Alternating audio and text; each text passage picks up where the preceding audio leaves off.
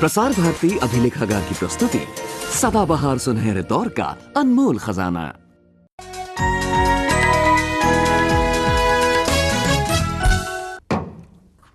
हाय, मैं हूं आपका दोस्त क्रिस्टोफर दारूवाला अपने इस हाइडआउट में where I want to explore all the time। आज भी मैं आपके लिए एक खास एक्सपेरिमेंट ले आया हूं। पेपर, ग्लास में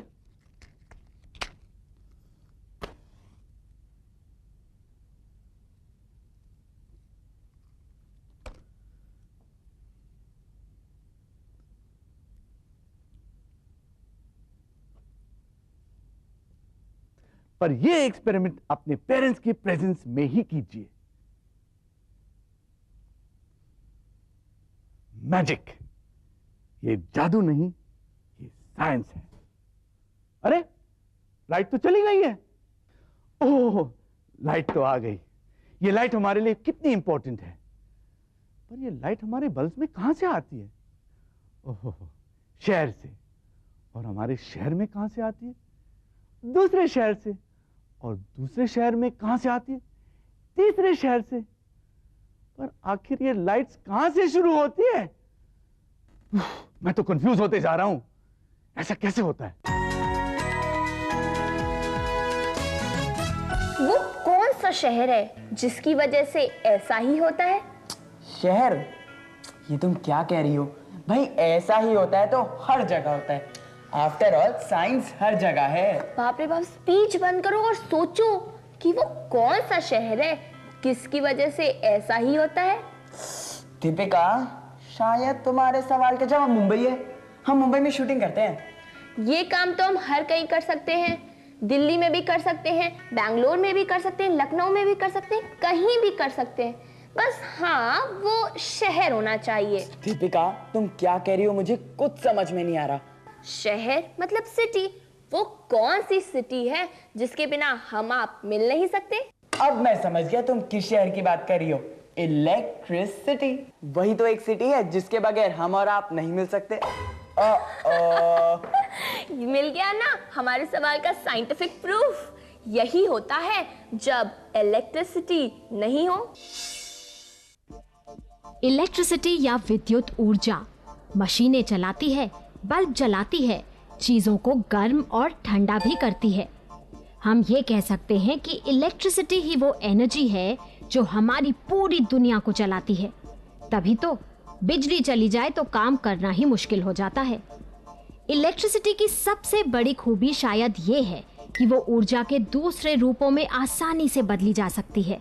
फिर वो प्रकाश हो, ऊष्मा या गर्मी हो, या हो ध्वनि ऊर्जा, दरवाजे की घंटी हो या हो कंप्यूटर और ट्रेन, इलेक्ट्रिसिटी ही सबको चलाती है। कितना आसान हो गया है ना, स्विच ऑन करो और काम हो गया। लेकिन एक समय ऐसा भी था जब इलेक्ट्रिसिटी ना ही डिस्कवर हुई थी और ना ही इन्वेंट। फिर किसी ने दिमाग लगाया होगा और इलेक्ट्रिसिटी इन्वेंट हो गई। कब और कैसे?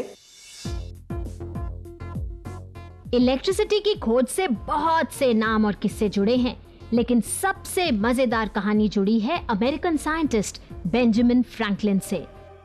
आसमान में बिजली कड़क रही थी, तूफान जोरों पर था। ऐसे में फ्रैंकलिन ने एक रेशमी पतंग पर एक लोहे की चाबी लगाकर उसे हाथ में पकड़ा। उनके हाथ में एक और लोहे का टुकड़ा भी था। फिर पतंग को आसमान में ऊंचा उड़ाया। जब बिजली कड़की तो इलेक्ट्रिकल करंट चाबी से होता हुआ उनके हाथ तक पहुंचा। बेंजामिन फ्रैंकलिन को झटका लगा, लेकिन उन्होंने साबित कर दिया कि आसमान में चमकती बिजली भी इलेक्ट्रिसिटी ही थी।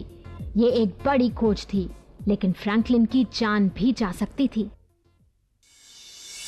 डिस्कवरीज और इन्वेंशंस की कहानियां बड़ी मजेदार हैं। तो जानते हैं इलेक्ट्रिसिटी के बारे में कुछ और। चलते हैं सीधा K2 के पास। Hello K2, balloon rockets. Let me guess, आप बल के एक्शन रिएक्शन फोर्स पर काम कर रही हैं, राइट? अरे वाह, तुम लोग तो बड़े साइंस एक्सपर्ट हो गए हो। लगता नहीं है ज्यादा दिन के लिए तुम लोगों को मेरी जरूरत पड़ेगी। For once K2, you're wrong। आपके बिना भला साइंस में क्या मजा? हमें तो आपके साथ साइंस खेलने में बड़ा मजा आता है। और हमेशा की ही तरह हम ले आए हैं एक और सवाल। पूछो। सवाल ये है, जब इलेक्ट्रिसिटी नहीं होती हम कितना लॉस्ट फील करते हैं। ऐसा लगता है मानो सारा काम थम गया हो। पर केटू, एक समय तो ऐसा था जब इलेक्ट्रिसिटी थी ही नहीं, तब क्या? लगता है आज का सवाल जुड़ा है इलेक्ट्रिसिटी मतलब बिजली से। शिवम, तुमने अपने बाल नहीं बनाया? बनाए तो हैं केटू। वैसे इसके बाल तो ऐसे ही हैं, प्लीज यू नो। फिक्र मत करो, मैं हूं ना, अभी ठीक कर देती हूँ। Wow K two, new hair style. Hair stylist K two. यहाँ गलत हो गई। केटू नहीं, स्टैटिक इलेक्ट्रिसिटी मतलब स्थिर विद्युत। कभी बाल खड़े कर देती है तो कभी हल्का सा झटका मार देती है। स्टैटिक इलेक्ट्रिसिटी या स्थिर विद्युत एक ऐसा इलेक्ट्रिकल चार्ज है जो एक ही जगह रहता है। हमारी टोली तैयार है स्थिर विद्युत से खेलने के लिए। हम जानते हैं कि कुछ चीजों के आपस में रगड़ने से मतलब घर्षण से स्टैटिक इलेक्ट्रिसिटी बनती है। अब तक तो चार्ज बन चुका होगा स्टैटिक इलेक्ट्रिसिटी का चार्ज। साबित भी हो गया। स्टैटिक इलेक्ट्रिसिटी ही तो थर्मोकॉल की इन हल्की बीड्स को आकर्षित कर रही है। एक साइंटिफिक फैक्ट, अगर हवा में नमी होती है, ह्यूमिडिटी, तो स्थिर विद्युत कम बनती है। जितनी ड्राई एयर उतनी अधिक स्टैटिक इलेक्ट्रिसिटी। स्टैटिक इलेक्ट्रिसिटी का ये चार्ज तब बनता है जब रगड़ने या टकराने से एक चीज के इलेक्ट्रॉन्स दूसरी चीज में चले जाते हैं। केटू, हमने स्कूल में इलेक्ट्रिसिटी की थ्योरी पढ़ी, उसे याद भी कर लिया, उस पर एक टेस्ट भी लिख लिया, फिर भी कुछ समझ में नहीं आया। केटू, मेरी भी समझ में नहीं आया कि कैसे एक बॉडी के इलेक्ट्रॉन्स दूसरी बॉडी में जाते हैं। इलेक्ट्रॉन्स तो सब एटॉमिक पार्टिकल्स हैं, फिर एक बॉडी से दूसरी बॉडी में, बहुत गड़बड़ है। ये तो गड़बड़ है, और गड़बड़ और साइंस का कोई नाता नहीं। और मिस्टर, साइंस को कभी रटने की जरूरत नहीं पड़नी चाहिए। कुछ इंटरेस्टिंग करते हैं। दीपिका, वो बॉक्स वहां से ले आओ। आपके लिए सरप्राइजिंग एक्सपेरिमेंट। मैं बिना सनलाइट के आपके लिए फूल खिला के दिखा देता हूं।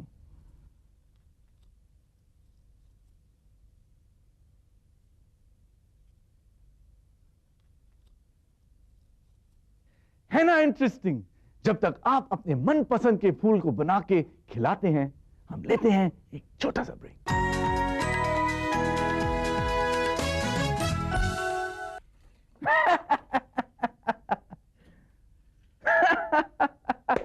Mission successful. मैंने एक ऐसा इंस्ट्रूमेंट बनाया है जिससे जो भी मेरे हाइडआउट में आएगा मुझे पता लग जाएगा। है ना इंटरेस्टिंग मॉडल? बड़ी सी बड़ी और छोटी सी छोटी चीज बनाने से पहले उसका मॉडल बनाना बहुत ही जरूरी है। केटू, शिवम और दीपिका भी शायद कोई मॉडल समझने की कोशिश कर रहे हैं।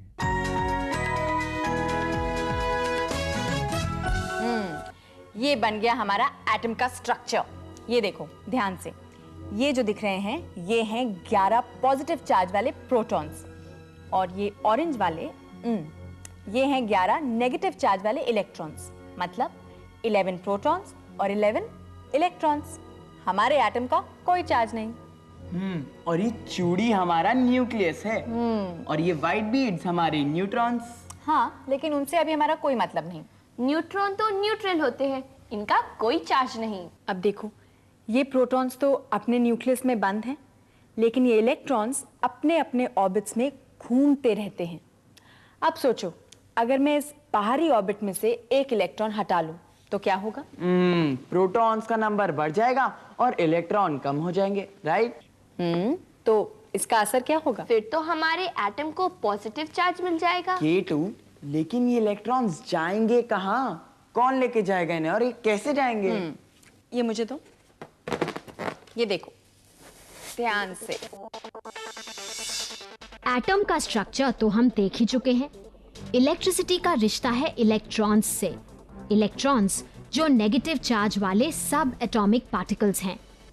कुछ इलेक्ट्रॉन्स तो ऐसे होते हैं जो सिर्फ न्यूक्लियस के चारों तरफ घूमते रहते हैं, लेकिन कुछ इलेक्ट्रॉन्स जो बाहरी शेल्स में होते हैं आसानी से इधर से उधर उछल कूद कर सकते हैं। हमारे बालों के एटम्स कुछ ऐसे ही हैं। गुब्बारा जब बालों से रगड़ता है तो बालों के इलेक्ट्रॉन्स पहुंच जाते हैं गुब्बारे पर। अब बालों पर रह जाता है एक पॉजिटिव चार्ज, क्योंकि प्रोटॉन्स ज्यादा हैं, इलेक्ट्रॉन्स कम। लेकिन गुब्बारे को मिल गया है नेगेटिव चार्ज एक्स्ट्रा इलेक्ट्रॉन्स के कारण। सिंपल साइंस है ना? क्या है? शी ईक्स, गंदा। क्या? अगर हम आपसे कहें कि आपकी शर्ट के मैले कॉलर में और इलेक्ट्रिसिटी में कोई रिश्ता है तो आप क्या कहेंगे? मजाक कर रहे हैं, यही कहेंगे ना। पर हम मजाक नहीं कर रहे। हम कितनी भी अच्छी तरह नहाते हो, हमारे शर्ट के कॉलर और कफ्स हमेशा दूसरे हिस्सों से ज्यादा गंदे होते हैं। हम यही सोचते हैं कि गर्दन मैली रह गई होगी, लेकिन ऐसा नहीं है। असल में शर्ट का कॉलर हमारी गर्दन से रगड़ता है। इससे गर्दन के इलेक्ट्रॉन्स कॉलर में पहुंच जाते हैं। कॉलर को नेगेटिव चार्ज मिलता है, मतलब स्टैटिक इलेक्ट्रिसिटी। वो हवा से धूल को अपनी तरफ खींच लेती है। ज्यादा धूल मतलब ज्यादा मैल। एक जगह रहने वाली स्टैटिक इलेक्ट्रिसिटी तो समझ में आ गई, लेकिन दौड़ने वाली इलेक्ट्रिसिटी को कैसे भूल सकते हैं? नहीं भूलते, पर इस इलेक्ट्रिसिटी को हम समझेंगे अपनी सूझबूझ और इन बुक्स की मदद से। क्या ख्याल है? बड़ा ही अच्छा ख्याल है। ख्याल तो अच्छा है, लेकिन इलेक्ट्रिसिटी खतरनाक। हम काम करेंगे 9 वोल्ट की एक बैटरी के साथ और बनाएंगे अपने लिए एक सर्किट। बैटरी को जोड़ा है तार से और तार को जोड़ते हैं दोनों तरफ से छिली एक लेड पेंसिल से। सर्किट में लगा है पुरानी टॉर्च का एक छोटा सा बल्ब। सर्किट पूरा तो बल्ब गया जल। ये इसलिए क्योंकि बैटरी से निकलकर इलेक्ट्रिकल करंट या विद्युत धारा तार से होती हुई बल्ब तक पहुंचती है और बल्ब को जला देती है। अब सर्किट में लगा देते हैं एक मेटालिक लूप। अगर सर्किट टूटेगा, मतलब हमारा लूप तार को नहीं छुएगा, तो इलेक्ट्रिसिटी को रास्ता नहीं मिलेगा और वो बल्ब तक नहीं पहुंचेगी, बल्ब नहीं जलेगा। समझे? इस साधारण से सर्किट की एक एप्लीकेशन। घर में स्विचेस सर्किट को जोड़ने और तोड़ने का काम करते हैं। स्विच ऑन तो सर्किट पूरा, वरना नहीं। दीपिका, तुम बड़े होके कंडक्टर बनना चाहती थी ना? कंडक्टर? अरे तुम बचपन में यही तो कहा करती थी। बुद्धू, कंडक्टर नहीं, डॉक्टर। तुम ही बन जाना कंडक्टर। इसमें बनने की क्या जरूरत है? मैं कंडक्टर हूँ, कंडक्टर था और कंडक्टर ही रहूंगा। और आप बड़े होकर क्या बनना चाहते हो? मैं तो एक साइंस एंथुसियास्ट हूं और मैं इस पोटैटो पे आयोडीन डालकर देखना चाहता हूं कि इसमें कितना स्टार्च है। आपको पता है, जब आप बड़े होते हो तो आपकी बॉडी में काफी चेंजेस आ जाती हैं। आपके स्वेट ग्लैंड्स और भी एक्टिव हो जाते हैं and you start sweating more. For this you should keep your skin clean. अरे ये तो काला हो गया है, इसमें काफी स्टार्च है। लेते हैं एक छोटा सा ब्रेक। क्या आपने इस पेपर को देखा है? इसमें आपको कुछ स्ट्रेंज नजर आता है? नहीं? तो देखिए, ये तो जल ही नहीं रहा। Oh, by the way, do this when your parents are around. Be safe. अब मैं बताता हूं इसकी राज की बात। थोड़ा सा केमिकल और हीट एनर्जी और कर दिया मैंने कमाल। एनर्जी बहुत फॉर्म्स में होती है। हम बात कर रहे हैं इलेक्ट्रिकल एनर्जी की। एक ऐसी एनर्जी की जिसके बिना आज का युग चल ही नहीं पाता। और इस इलेक्ट्रिकल एनर्जी को चलने के लिए जिस चीज की जरूरत है वो है एक कंडक्टर। एक कंडक्टर जो आप हैं, मैं हूं और ये भी हैं। मैं भी हूँ। तो पता लगाते हैं कौन नॉन कंडक्टर है और कौन कंडक्टर। भाई पता तो लगाना ही पड़ेगा। भाई इलेक्ट्रिसिटी के घर तक पहुंचने की बात है। कंडक्टर्स या चालक मतलब वो जो अपने में से बिजली के करंट को आसानी से बहने दें। साइंटिफिक भाषा में इनके एटम्स कुछ ऐसे हैं जिनके इलेक्ट्रॉन्स आसानी से इधर उधर भाग दौड़ कर सकते हैं। ज्यादातर मेटल्स और पानी भी बिजली के बढ़िया चालक हैं। इंसुलेटर्स या विद्युत रोधी इनसे बिल्कुल उल्टे हैं। ये बिजली को बहने से रोकते हैं। कांच, प्लास्टिक, रबर और सूखी लकड़ी इंसुलेटर्स हैं। इसीलिए बिजली के तारों को प्लास्टिक से ढका जाता है ताकि करंट ना लगे। अपने सर्किट की मदद से हम आसानी से पता कर सकते हैं कि क्या कंडक्टर है और क्या इंसुलेटर। सर्किट में इंसुलेटर जोड़ने से बल्ब नहीं जलेगा, लेकिन कंडक्टर लगाने से जल उठेगा। एक और बात, इलेक्ट्रिकल करंट को बहने के लिए भी चाहिए बल, और यही होता है वोल्ट। वोल्ट इलेक्ट्रिकल प्रेशर को नापने का यूनिट है। इसीलिए वोल्टेज कम या ज्यादा हो तो हो जाती है गड़बड़। नेचर का सबसे सुंदर पर डरावना एनर्जी डिस्प्ले क्या है? वैसे तो बहुत सारे हैं, लेकिन मैं जानता हूँ तुम किस चीज के बारे में बात कर रही हो। आसमान में बादल घिरे हुए हैं, तार तार, लाइटनिंग एंड थंडर। केटू, ये क्या है? मैंने सोचा तुम लोग बिजली की बात कर रहे हो, तो बिजली कैसे कड़कती है समझते हैं। चलो देखते हैं। मैंने एक बहुत इंटरेस्टिंग एक्सपेरिमेंट डिवाइस किया है। इसको इसके ऊपर ऐसे घुमाते हैं।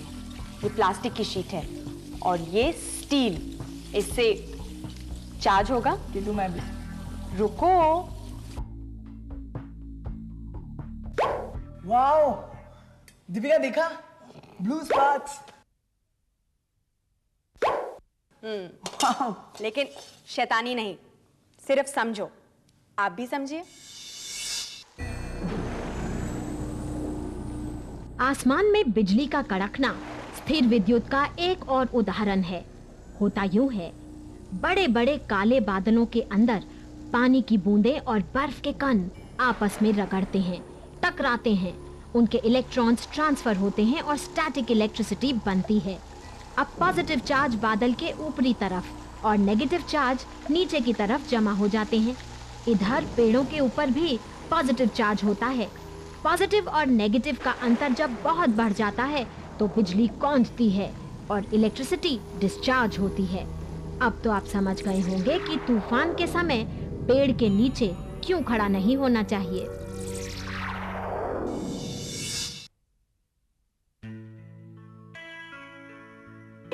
एक बार फिर कड़की बिजली। इस एक्सपेरिमेंट को करने के बाद हम ये कभी नहीं भूल सकते कि बिजली कैसे कड़कती है। तो आप भी कीजिए एक्सपेरिमेंट, बहुत मजा आता है भाई। हमारी साइंस की दुनिया की यही तो खासियत है। पर आजकल है ना, हमारी केटू बड़ी परेशान है। नाम बदलने की बात कह रही थी। पता है क्यों? खुद ही पता कर लीजिए। पूछ रहे हैं नाम क्यों बदलना पड़ेगा? अरे केटू मेरा नाम है ना, मतलब क्यों और कैसे। लेकिन मुझसे ज्यादा क्यों और कैसे आप लोग मुझसे पूछते हैं, तो नाम तो बदलना पड़ेगा। लेकिन इसी में तो साइंस का मजा है। आप पूछते रहे हमसे सवाल और हम ढूंढते रहे उनके जवाब। इस हफ्ते का सवाल है बड़ा पुराना। पूछ रहे हैं डायनासोर्स के बारे में। डायनासोर्स पूछते हैं, डायनासोर्स किस रंग के थे और वो हम इंसानों पर अटैक करके क्या हमें खा जाते थे? अब डायनासोर्स तो नहीं दिखा सकती आपको, लेकिन सवाल का जवाब जरूर दे सकती हूँ। देखिए,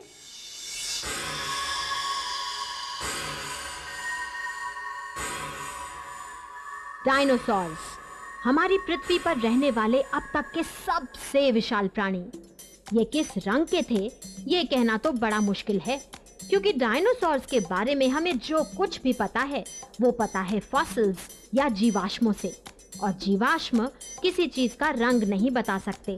अब रही बात कि क्या डायनासोर्स आदमी पर अटैक करते थे और खा जाते थे, तो जवाब है नहीं, ये इम्पॉसिबल है, क्योंकि जब तक हम इंसान इवॉल्व होकर इस पृथ्वी पर आए तब तक डायनासोर्स एक्सटिंक्ट हो चुके थे, खत्म। डायनासोर्स हम सब के लिए बड़े ही फैसिनेटिंग हैं। वो पृथ्वी पर 1,500 लाख साल पहले रहा करते थे, फिर वो एक्सटिंक्ट हो गए, खत्म। पर जहाँ तक हमें पता है उनका ब्रेन बहुत छोटा था। वो कहते हैं ना, अक्ल बड़ी है भैंस, मैं तो कहूंगा हमारी अक्ल डायनासोर से भी बड़ी है।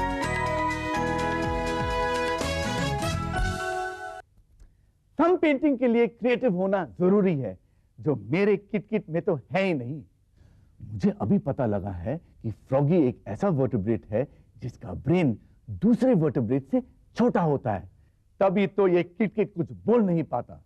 पर पिट-पिट वो तो काफी कुछ बोलता है।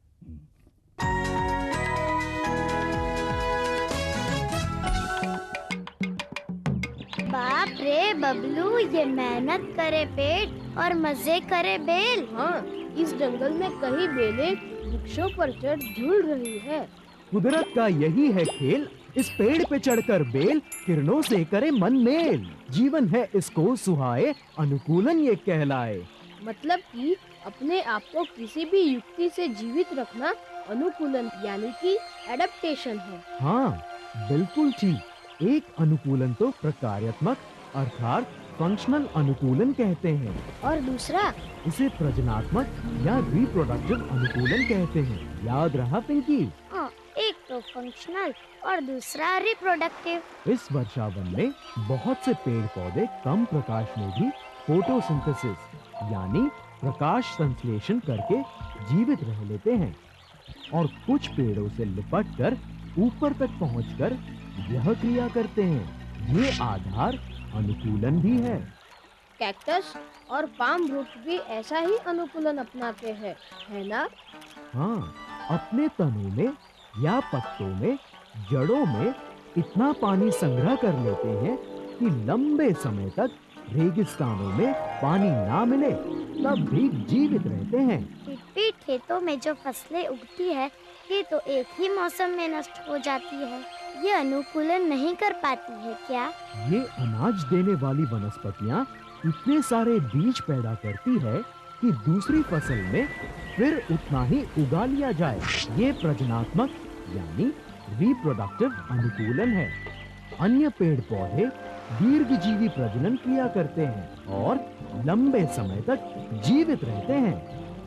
यही वनस्पतियों का अनुकूलन है। हाँ, अनुकूलन से ही जीवन है।